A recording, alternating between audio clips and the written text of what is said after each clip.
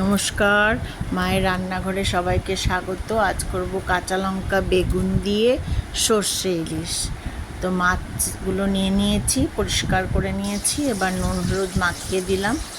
নুন হলুদটাকে ভালো করে মাখিয়ে নিয়ে এরপরে রেখে দেবো। আর মাছগুলো বেশ ফ্রেশ আছে। এই যে নুন হলুদ মাখানো হয়ে গেছে। হ্যাঁ, আর নিয়ে নিয়েছি আমি একটু কালো সর্ষে, সাদা সর্ষে, হলুদ সর্ষে মিশিয়ে নিয়েছি। একটু কাঁচা লঙ্কা, একটু নুন, একটু গরম জল দিয়ে বেটেছি। এই যে কড়াইয়ে তেল দিয়ে দিয়েছি, আর একটু দিয়ে দিলাম তেল। এবার গরম হচ্ছে তেলটা। এবার এই যে দেখুন, বেগুন আর কাঁচা লঙ্কা কেটে নিয়েছি। কাঁচা লঙ্কাগুলো গোটাই দিয়েছি, সবাই খাবে তো বাচ্চারা, তখন ঝাল হয়ে গেলে সমস্যা। এই যে এবার ছেড়ে দিলাম কড়াইয়ের মধ্যে। তেল গরম হতেই কাঁচা লঙ্কা আর বেগুনকে এবার একটু ভালো করে ফ্রাই করে নেব। বন্ধুরা, আপনারা রান্নাটা করে দেখবেন, আশা করি ভালো লাগবে। খেয়ে দেখবেন এবং অবশ্যই আমাকে কমেন্ট করে জানাবেন। আর কে কোথা থেকে দেখছেন সেটাও একটু জানাবেন, জানালে আমার আপনাদের ধন্যবাদ দিতে সুবিধে হবে। এই যে বেগুনগুলো এবার একটু ভালো করে নাড়াচাড়া করে নিচ্ছি। বেশিক্ষণ ধরে ভাজবো না, জাস্ট হালকা একটু করে ভেজে নেব বেগুনগুলো। এই যে দেখুন, বেগুনগুলো প্রায় আধ ভাজার মতো হয়ে গেছে। এবার তুলে নেব বেগুনগুলো।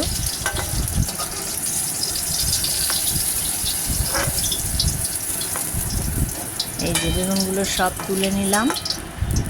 এরপরে তেলটা রয়েছে, সে তেলের মধ্যে এবার মাছগুলো এক এক করে দিয়ে দেবো। পুরো কাঁচা মাছের এটা করছি না, এটা মাছগুলো একটু ভেজে নিয়ে করব। হালকা করে ভাজবো, বেশি ভাজবো না। এই যে মাছগুলো ভাজতে দিয়ে দিয়েছি, দুবারে দিলাম।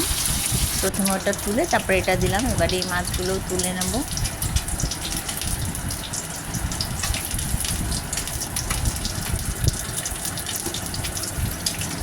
এই যে এবার আস্তে আস্তে মাছগুলো তুলে নিচ্ছি।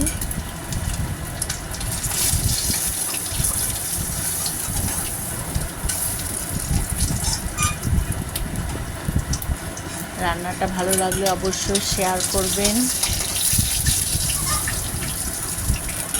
এই যে মাছগুলো ভেজে নিয়েছি।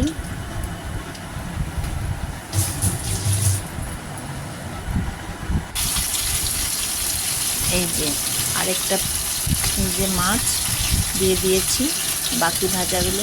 এবার ভাজা বেগুন আর কাঁচা লঙ্কাগুলো বাকি মাছগুলোর মধ্যে দিয়ে দেবো। হ্যাঁ, মাছগুলো অনেকগুলো পিস, তাই দুবারে ভেজেছি। কিছুটা তুলে দ্বিতীয়বারে ভাজতে গিয়ে উল্টে তারপরে বেগুন আর কাঁচা লঙ্কাটা দিয়ে দিয়েছি। এরপরে আমি এই যে সর্ষেটা দিয়ে দিচ্ছি। সর্ষেটা কিন্তু একটু জল মিশিয়ে নিয়েছি, নাহলে কড়াই এমনি তেলের মধ্যে সর্ষে দিলে অনেক সময় তেতো হয়ে যায়। সেই জন্য সর্ষে কখনো ভাজতে নেই আর কি। যাই হোক, এবারে আরেকটু জল দিতে হবে, নাহলে বেশ মাছগুলো হবে না। এই যে এবার আন্দাজ মতো জল দিয়ে দিয়েছি। এবার বেগুনগুলোকে ভালো করে চতুর্দিকে আমি ছড়িয়ে দেব। রান্নাটা করে দেখবেন, ভালো লাগলে অবশ্যই শেয়ার ফলো করবেন, একটু লাইক করে দেবেন।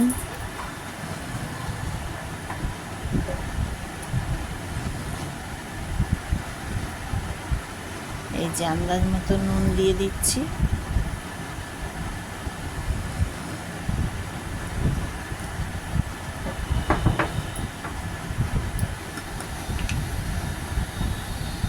এরপরে হলুদ দিয়ে দেব।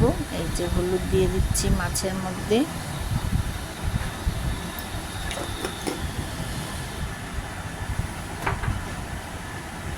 এবারে যেটা আমি করব সেটা হচ্ছে অল্প কালো জিরে আর একটু কাঁচা লঙ্কা থেতো করে নেব।